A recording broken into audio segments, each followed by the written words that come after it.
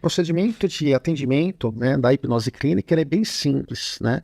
Apesar que tem algumas particularidades que necessitam ser cumpridas, né? Que é um ambiente totalmente blindado, né, silencioso, onde que a pessoa vai focar para dentro dela, né? Onde a gente vai entrar no processo de relaxamento nesse ambiente, né? Então, nós fazemos a anamnese, como qualquer psicólogo faz, né? Que é conhecer a história do paciente.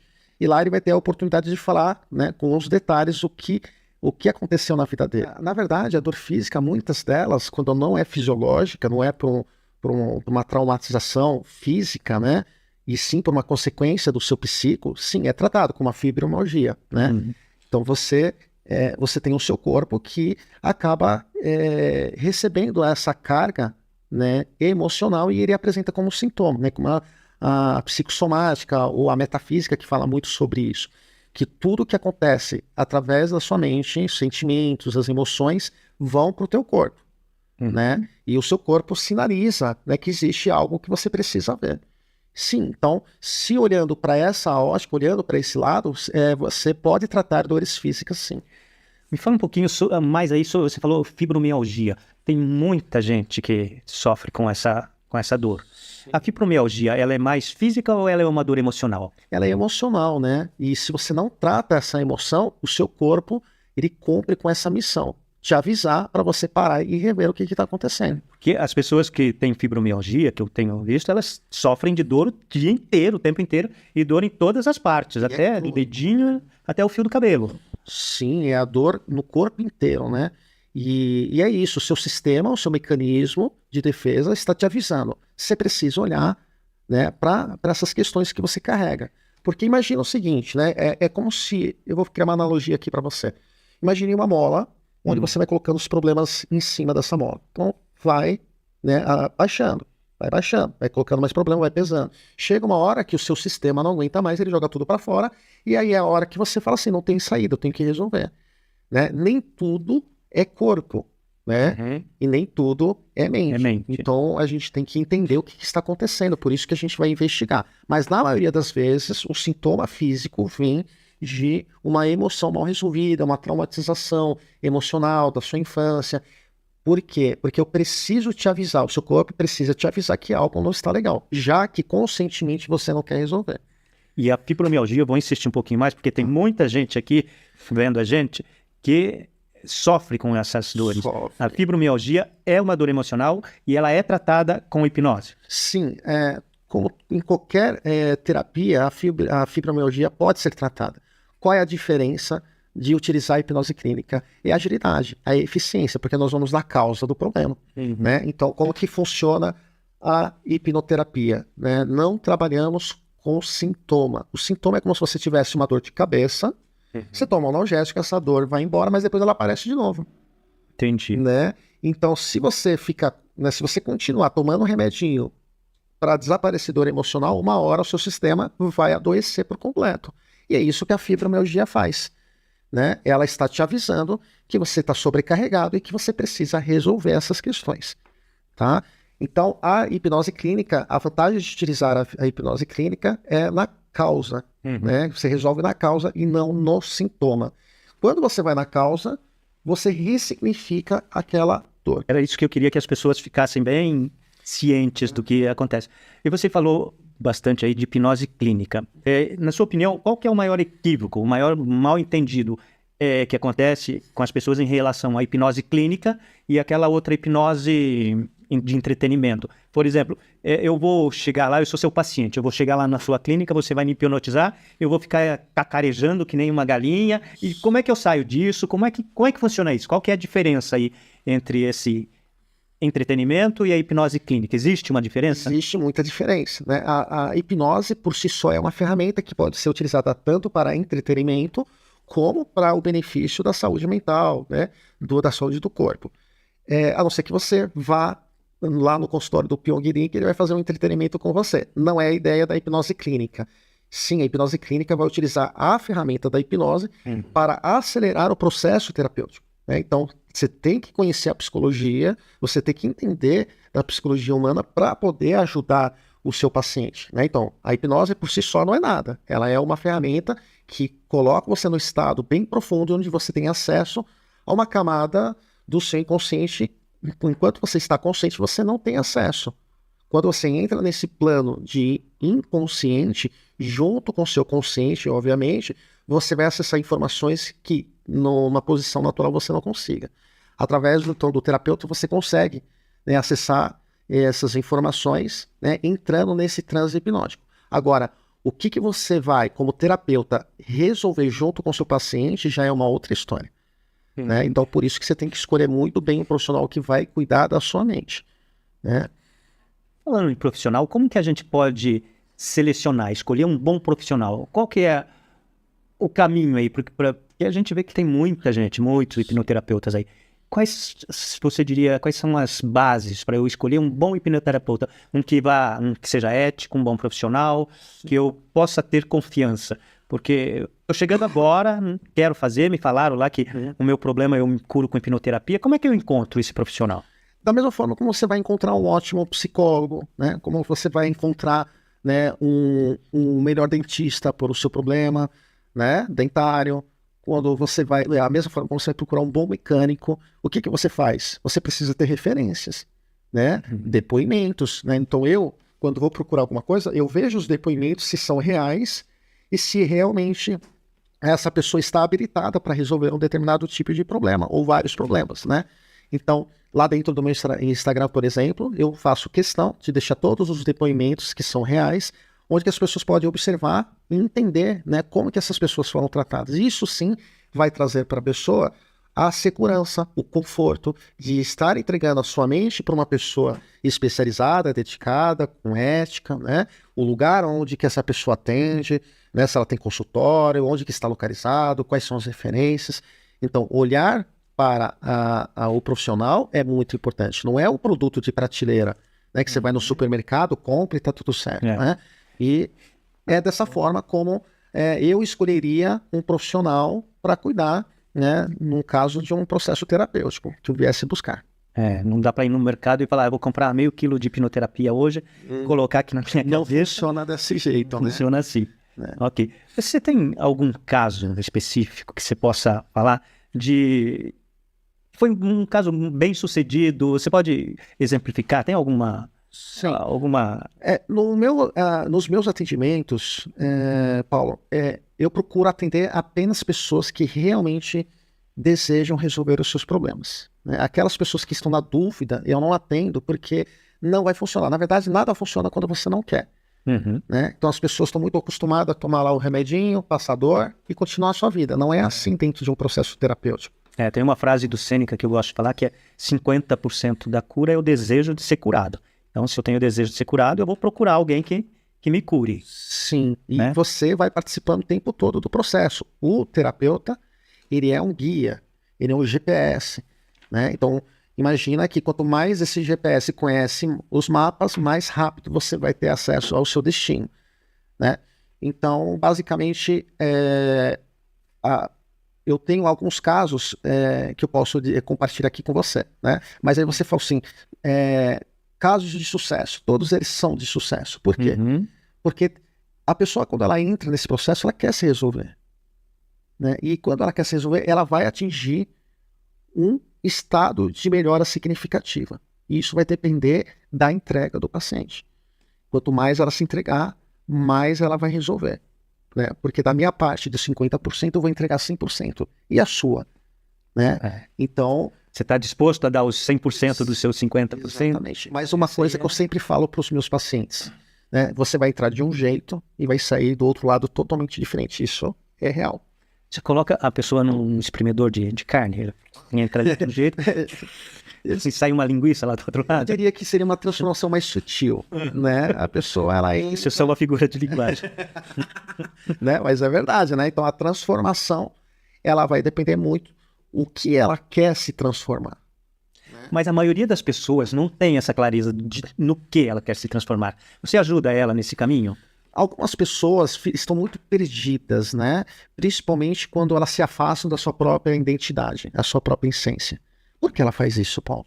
Porque é dolorido olhar para dentro e reconhecer algumas mazelas que você carrega. Nós temos luz e sombras, né? Então, quanto mais você estiver próximo da sua essência, mais você consegue direcionar a sua vida. Quanto mais afastado, mais na superficialidade você vai estar. E quanto mais na superfície, menos você sabe de você. Quais são os seus propósitos? Qual é o seu propósito? O seu propósito é algo que seja significativo para você. E para isso, você precisa conhecer você. Mas é um processo bem dolorido esse, né? E a pessoa, para ir para esse lugar, para ir para a vida, ela precisa estar num outro lugar aí. Precisa estar ciente dessas... ter clareza, ser muito claro. Precisa estar adultizado, né? Porque senão fica lá naquela dor lá. Sim. Né? E quem fica na dor é a criança, nossa criança ferida. Todo mundo tem a sua criança, né? Sim. Essa criança, um dia, ela foi cuidada pelos seus pais, né? E aí o objetivo disso é treinar você para a vida. E quando você vai para a vida, muitas vezes você coloca a sua criança para resolver problemas. Uhum. E normalmente você quer que alguém cuide dessa criança. Ou é os seus pais, que já fizeram isso, ou é em algum outro relacionamento que você vai entrar. E quem é que tem que cuidar da criança? Você, da sua criança. Adulto, eu adulto.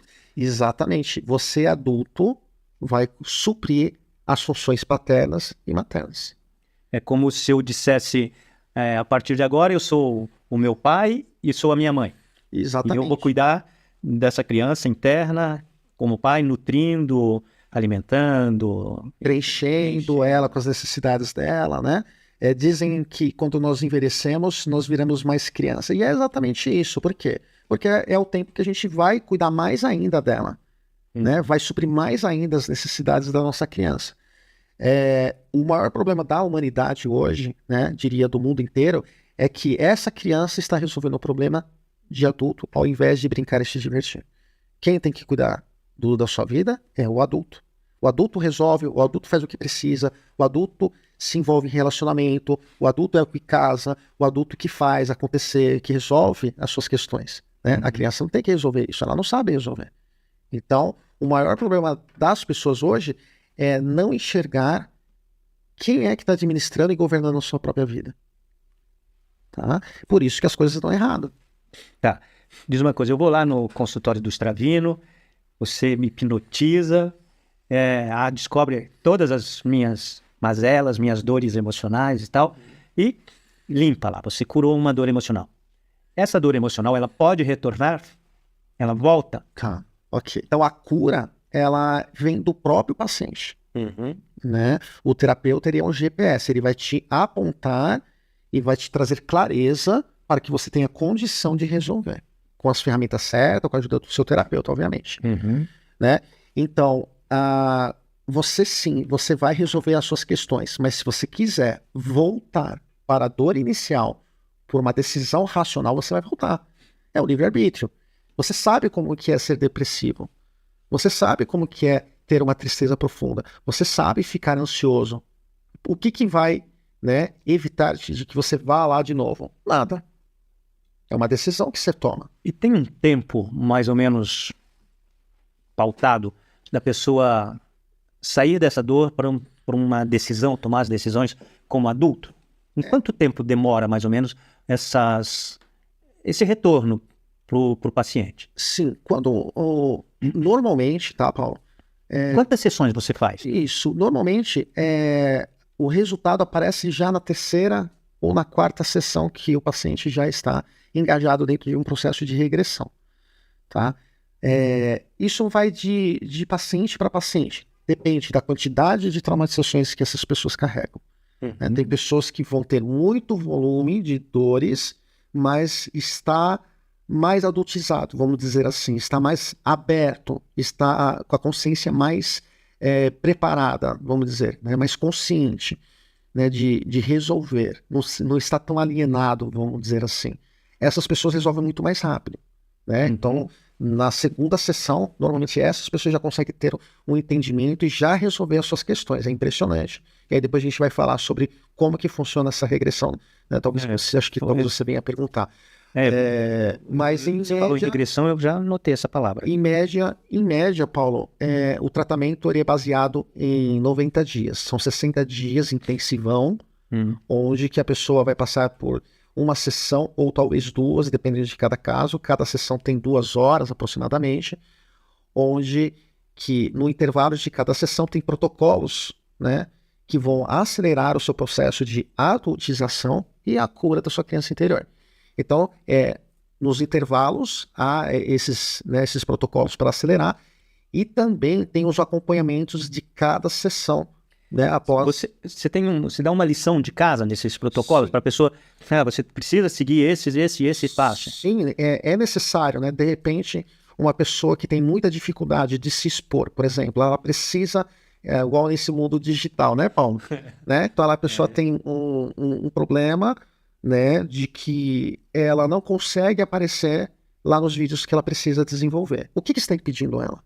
Medo. Né? Medo. E às vezes isso não está relacionado a nenhuma traumatização. Já aconteceu isso. Né? Às vezes é o quê? Um comportamento cognitivo aprendido disfuncional. O que será isso? Que palavrão é esse? Comportamento cognitivo é a forma como você se comporta diante, né, de algumas necessidades que você vive, que você precisa fazer. Então você tem um comportamento para aquilo. Certo. Só que através de alguma crença, né, adquirida, né, ou através de uma cultura, ou através dos seus pais, de um exemplo, de um admirador que você, né, de uma pessoa que você admirava, que você viu que era assim que fazia, você acaba aplicando isso porque você acreditou que aquilo era o certo, que é o seu ponto de vista e a realidade que você forma durante esse período, né, de desenvolvimento, do que é certo, do que é errado, a sua formação, a sua personalidade, né? E aí você tem convicção que é assim que tem que ser.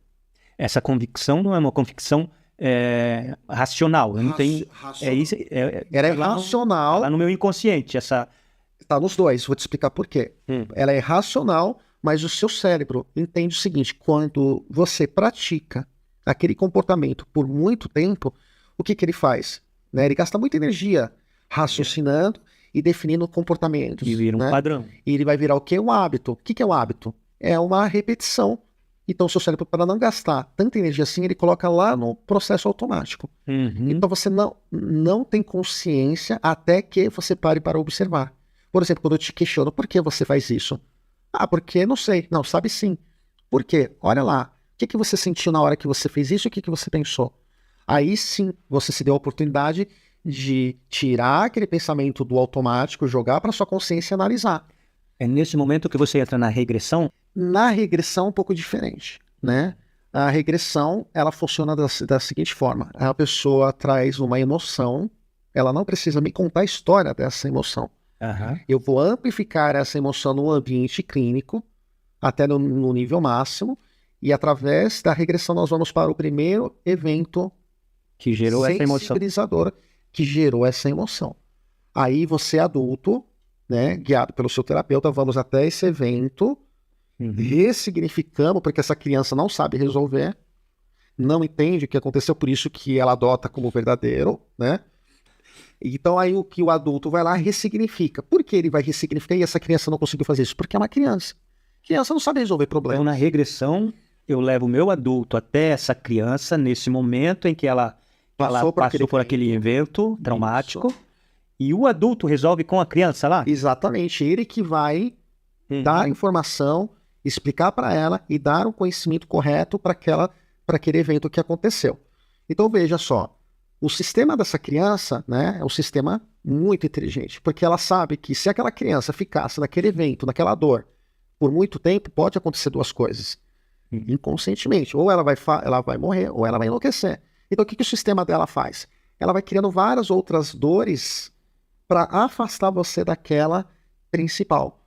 Então, quando você resolve a primeira dor daquela emoção, que é pela primeira vez que aconteceu, pode ser com 2 anos, com 5 anos, pode ser na vida uterina, pode ser com 10, 15, depende de como que aquilo aconteceu. Então, quando você vai lá até aquele primeiro evento, você tem outros eventos subsequentes que você vai também ressignificando essas dores, entende? Então, quando a pessoa faz um processo terapêutico com a regressão, ela nunca resolve uma dor só. Ela resolve várias dores, de 5, 10, 15, depende. Para eu fazer esse processo de regressão, eu chego para você e falo, eu tenho medo, não sei do que eu tenho medo.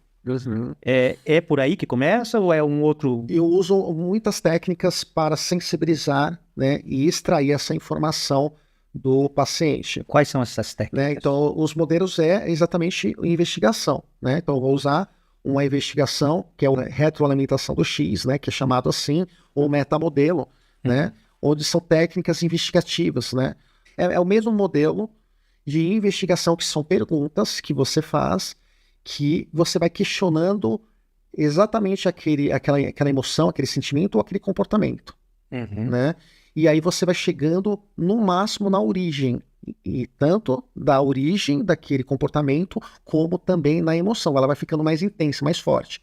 Isto é, a pessoa já vai estar emocionalmente, né, abalada com aquela emoção, ela está sentindo cada vez mais, e eu vou extraindo mais informações daquele, né, comportamento ou emoção. E aí que é o ponto que eu viro a chave. Tá. Essa virada de chave que são importantes, né? Exato. A gente falou da regressão, do protocolo. Tem alguns tipos diferentes de hipnoterapia? Existe. Inclusive, eu atuo tanto na hipnose verbal, que é esta que eu utilizo, utilizando outras ferramentas como regressão. Existe a hipnose não verbal também, que é aquela que você não fala nada. Você estimula, né, o seu mecanismo de defesa, tá? Que você estimula o nervo vagal, que é exatamente o processo de estresse, onde que a pessoa entra no colapso e ela paralisa, sem falar nada. E isso é tudo científico, né? Então, através da proxêmica, através de alguns sons, através de algumas... Essa não verbal é aquela que a pessoa coloca a mão na sua cabeça assim e você cai? Não precisa exatamente colocar a mão, porque esse aí é o toque de Charcot, né? Aquela que você põe a mão ali na testa da pessoa, que muitas vezes é a mesma hipnose que as igrejas aí evangélicas acabam utilizando como se fosse um espírito lá que está incorporando, se manifestando lá, tal. Existem outras hipnoses, né, não verbal, até mesmo o olhar pela fascinação, que você hipnotiza a pessoa só pelo olhar também. Né? Então, tudo isso existe um porquê científico, porque acontece, né? Você já viu aqueles bichos, normalmente largatos ou algum réptil que ele está prestes a ser, né, devorado pelo seu, né, pelo seu predador, e aí ele paralisa, ele fica totalmente paralisado, e aí ele deixa até a mãozinha assim, ó, só come meu bracinho, né, para que eu possa sobreviver. Então é mais ou menos esse comportamento que você gera na pessoa, onde que ela paralisa ali, e ela entra num transe muito profundo, né? E aí quando você entra nesse processo não verbal, você tem alguns pontos específicos que você estimula na pessoa e ela realmente reseta o seu sistema nervoso emocional. Tá, mas e aí acontece lá, eu vejo alguns vídeos da pessoa colocando a mão, a pessoa caindo. Onde que está o tratamento aí? Ela está desmaiada? Ela não está desmaiada, né? Ela está num transe mais profundo. O terapeuta vai falar alguma coisa? Vai dar algum comando, alguma coisa? Como que é isso? Nesses casos, nesse modelo de terapia não é falado. Né? Por isso que é não verbal. O que acontece... Mas né? Como a pessoa sente uma melhora disso? Porque você reseta o seu sistema emocional. Você volta para o seu estado natural, como se as suas emoções voltassem para um nível de normalidade natural, né? E aí a pessoa se sente, né, preparada para resolver suas questões automaticamente, né? É um outro tipo de hipnose, né? Então não são para todas as pessoas, não é para todos os casos, né? Eu acredito ainda na análise e ter consciência dos fatos, né, para que você possa resolver. É um aprendizado. A evolução, né, da nossa espécie está relacionado ao aprendizado, a descobertas. Como que você vai resolver um problema se você não sabe a causa? Né? Então, mesmo que você traga algumas melhoras nesse tipo, né, de trabalho, que não é uma crítica, né, é o meu ponto de vista, para mim, né, eu não acho muito bacana. Agora, dentro da hipnose clínica, sim, porque você traz para consciência, né, as traumatizações. Entendi. Pegando esse seu gancho aí, existe algum tipo de situação em que a hipnoterapia não é recomendada? Olha, existe sim, né? Normalmente em casos mais patológicos, né, que realmente a pessoa está medicada, né? Uma mulher grávida, por exemplo. Não, sim, é possível, né? Na mulher grávida não há problema nenhum. O problema é na psicose, né? Num borderline muito acentuado, né, alguns transtornos, né, doenças mesmo, onde que a pessoa, né, tem alguma disfunção neurológica, tem algum problema físico no seu cérebro, aí talvez a hipnose clínica ela deve ser acompanhada pelo um psiquiatra, tá? Porque aí a gente tem que entrar no padrão, né, da DSM, dentre outras técnicas, né, e soluções baseado numa norma mais ligada à medicina. E tem alguma contraindicação?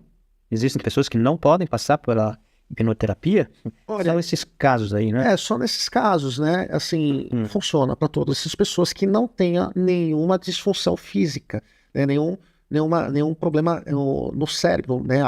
Uma parte danificada no cérebro, né? Então, fora essas pessoas, né? A hipnose funciona para todo mundo, até porque a hipnose, ela é uma função fisiológica de todos os seres humanos. Nós passamos por hipnose o tempo todo, quando você está pensando no passado, quando você viaja para o futuro. Isso já é hipnose. Quando você se emociona, né, quando você assiste um drama na televisão, né, daquele personagem que está passando por alguma dificuldade emocional e você, né, tem aquela transferência daquela emoção, isso aí é uma hipnose. Então, a hipnose é um estado natural. Diria que a gente pode resumir de forma grosseira de que a hipnose é uma hiperconcentração em algo que você esteja voltado. Outro exemplo, quando você está estudando, né, aqueles 10, 15 minutinhos que você começa a estudar, gera até um certo incômodo, mas de repente parece que você só tem aquele olhar para aquilo. E tudo que acontece em volta você não ouve. Você já percebeu isso? Ou quando você está prestando atenção no filme, ou quando você está prestando atenção numa conversa, ou quando você está fazendo algo, acontece tudo à sua volta, só que você não percebe. Isso já é um transe hipnótico. Para mim é muito importante, eu fico muito feliz em poder contribuir, né, sobre qualquer assunto sobre a mente humana, usando aí a hipnose clínica, né? O meu objetivo é expandir, né, que esse conhecimento possa chegar a todas as pessoas, para que todas essas pessoas possam se tratar de forma rápida, de uma forma eficiente, né, na causa, não lá no sintoma, né? Lembra da dor de cabeça? Você toma analgésico, essa dorzinha ela parece que ela vai embora, mas ela volta com muito mais força enquanto você não resolver. Tá? Mas então, Paulo, obrigado pela entrevista, obrigado pela oportunidade. Fica com Deus.